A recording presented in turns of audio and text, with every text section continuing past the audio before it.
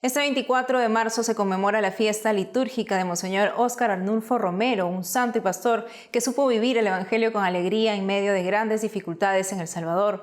El Instituto Tomás Moro de Estudios Políticos de Costa Rica, la Universidad Juan Pablo II y la Universidad de La Salle realizarán el mismo 24 de marzo una conferencia virtual para conocer la vida y legado del gran santo, a cargo de Federico Hernández, escritor, poeta, historiador y columnista internacional salvadoreño. Estamos en conexión con él. Federico Hernández, bienvenido a EWTN Noticias. Muchas gracias, es un enorme placer estar con ustedes. Señor Hernández, ¿por qué Monseñor Romero es una figura tan importante en la Iglesia? Bueno, en este momento yo diría que es una figura clave porque la evangelización necesita testimonios coherentes, es decir, de gente que haya entendido radicalmente el evangelio, cómo debe ser encarnado y cómo debe ser llevado a sus últimas consecuencias, que es justamente lo que Monseñor Romero hizo, no solamente siendo asesinado, como ya lo sabemos, se van a cumplir el próximo 24 de marzo justos 46 años de su martirio, sino el hecho de haberlo sido mientras oficiaba la Santa Eucaristía, ¿verdad? Esto lo vuelve particularmente clave para entender cómo ahora todos los cristianos estamos llamados a tener una vida coherente y, por supuesto, tratando al mismo tiempo de hacer visible a Jesucristo en la tierra, incluso en medio de los conflictos más complejos. ¿Nos podría recordar por qué fue asesinado Monseñor Romero y qué influyó el contexto sociopolítico de El Salvador en su misión como pastor, justamente? Bueno, Monseñor Romero fue asesinado por odio a la fe, como bien dice el acta de beatificación primero, y luego la canonización en el año 2017, 2018. Monseñor Romero era un hombre que entendía que siendo arzobispo de San Salvador, donde había llegado en 1977, apenas 3 años antes, tenía la enorme responsabilidad histórica de ser profeta, de hablar lo que Jesucristo habría hablado a los salvadoreños, de encontrarse exactamente en ese momento. Y lo que hizo fue llamar al diálogo, llamar a la unidad, tratar de evitar que la guerra civil estallara, cosa que desde luego con su asesinato pues quedó trunco. Pero Monseñor Romero lo que decía era, por favor, el recurso a la violencia no. Tenemos que platicar, tenemos que entendernos, tenemos que vernos a los ojos.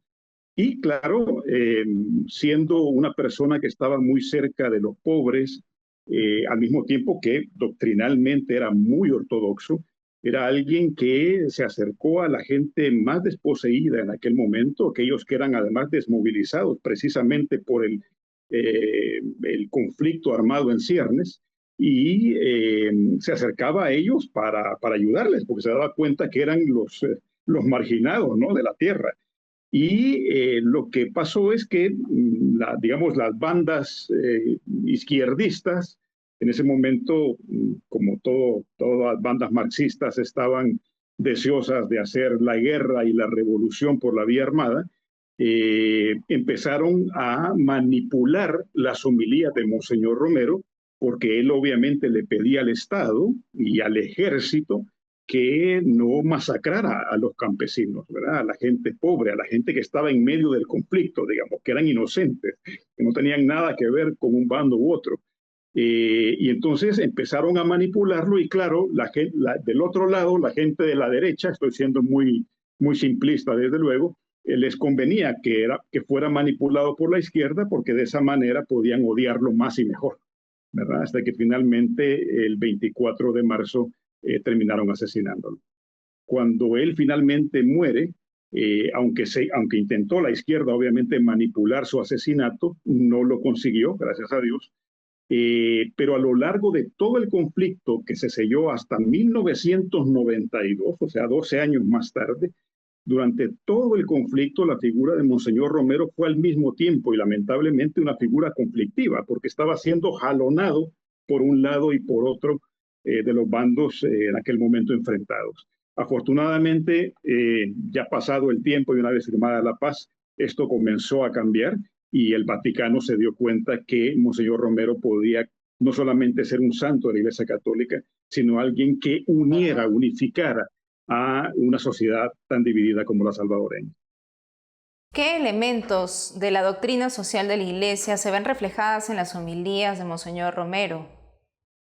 Bueno, de la doctrina social, aunque todavía en aquel momento no se había compilado, ahora ya tenemos un compendio, pero en aquel momento Monseñor Romero era muy cercano a Pablo VI, ahora santo también, ¿verdad? O sea que él en todo fue ortodoxamente doctrinal y al mismo tiempo con una preocupación muy genuina y dentro de lo que podemos llamar los límites del conocimiento católico para una responsabilidad social muy grande, no solamente la suya, sino también llamar a los demás a hacer lo mismo. Sin duda un gran santo con convicciones que son ejemplo también para nosotros hoy como iglesia. Señor Federico Hernández, muchas gracias por la entrevista. Encantado, ha sido un verdadero gusto y saludos a toda la audiencia.